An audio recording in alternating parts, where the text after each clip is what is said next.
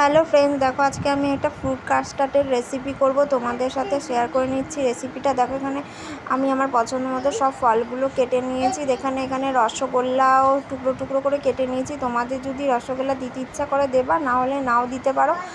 দেখো আম টুকরো করে কেটে নিয়েছি, কিন্তু আমটা না খেয়ে দেখলাম টক, কিন্তু তাই আমি ওটা দিইনি। আমটা টক কোনো ফল না দেওয়া যাবে না, তাহলে দুধটা কেটে যেতে পারে, তার জন্য আমি দিইনি। এখানে দেখো পাউডার দুধ গুলিয়ে নিয়েছি।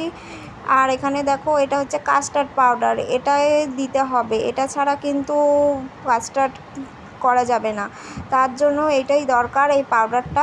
এটা দেখো এখানে লেখা আছে এর মাপ কতটা দিতে হবে। আর দেখো এখানে আমি দুধ গরম করে নিচ্ছি। এই পাউডারটা আমি দেখো হালকা উষ্ণ গরম দুধে এটাকে গুলিয়ে নেব।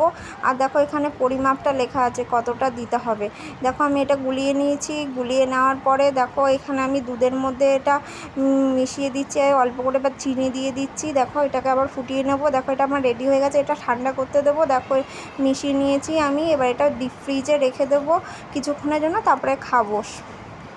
তোমাদের যদি ভিডিওটা ভালো লেগে থাকে please like and share subscribe করে দেবা ভিডিওটাকে প্লিজ।